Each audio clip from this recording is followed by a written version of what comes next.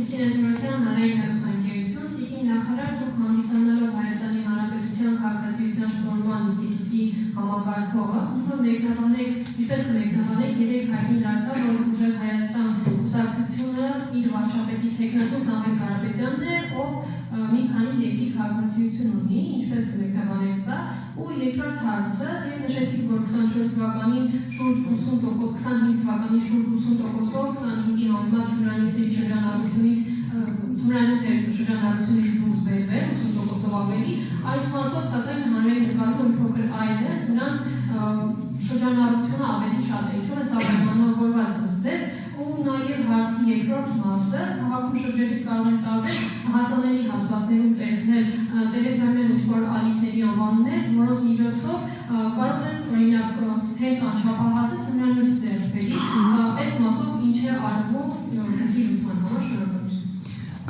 Շնորհակալություն Տիկին Թորոսյան հարցերի համար։ Տեսեք, որպես Հանրապետությունում քաղաքացիության ոլորտի լիազոր մարմնի ղեկավար, ինձ համար շատ կարևոր է քաղաքացիության ինստիտուտը գաղափարախոսության մեջ։ Եվ ես կարծում եմ, որ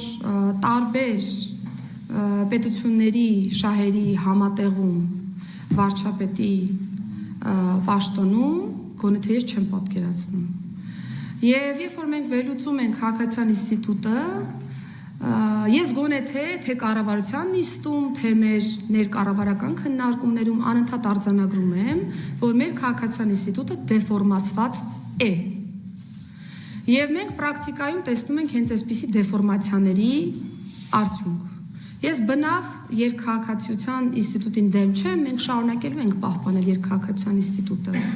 բայց հատկապես սահմանադրական տարբեր պաշտոնների եւ վարչապետի պաշտոնի դեպքում ես ուղղակի չեմ ընկալում այնպիսի իրավիճակ, երբ որ մի քանի երկրի քաղաքացին կարող է լինել Հայաստանի Հանրապետությունը վարչապետի թեկնածու եւ որի շահերի կենտրոնը կլինի միայն Հայաստանի Հանրապետությունը։ Վարչապետի պաշտոնում առհասարակ ես պատկերացնում եմ այնպիսի թեկնածուի, ում շահերի կենտրոնը միայն Հայաստանի Հանրապետությունն է։ Մի քանի երկրների քաղաքացի լինելով, պիտի նկատի ունենանք, որ այդ քաղաքացիությունը արհեստական երևույթ չի, դա զուտ անձնագիր չի, դա զուտ թուղթ չի։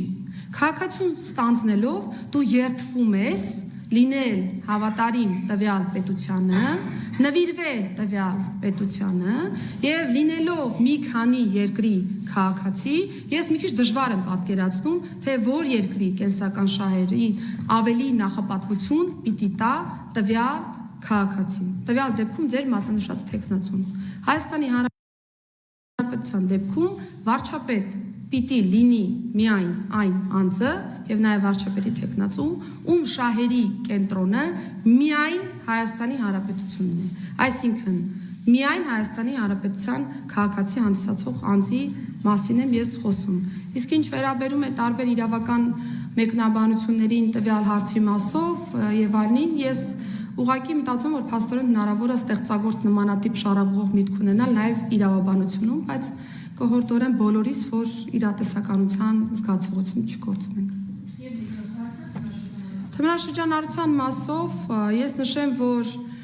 հիմնականում մենք նկատում ենք, որ դեպքերի հետ կապված համացանցի միջոցով թմրամիջոցի անօրինական շրջանառություն 460 դեպք ենք ունեցել, անցած տարի այս թիվը եղել է 321 ու այո, այս վերջերս համացանցով թմրամիջոցների ապօրինի շրջանառության հետ կապված հարցերը մի փոքր ավելի մեզ անհանգստացնում են, որովհետև շարունակվում է նմանատիպ միջոցառումների իրականացումը, բայց մենք տարվա կտրվածքով բազմաթիվ տելեգրամյան ալիքներ ենք նաև ձեռնամուխ եղել եւ փակել։ Սրա արդյունքում 25 տելեգրամյան հարթակ, ըստ էության 26,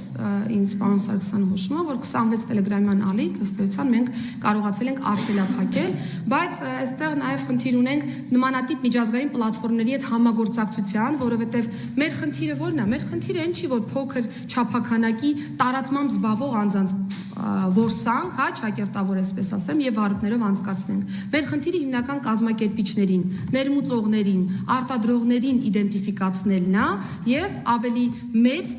աշխատանք տանելն է այդ առումով։ Դրա համար ինչ ենք մենք կարևորում ներմուծման եւ արտադրության շղթան, որովհետեւ ոչ թե մենք պայմանականորեն 1000 դեպք ենք հետո փոքրականակ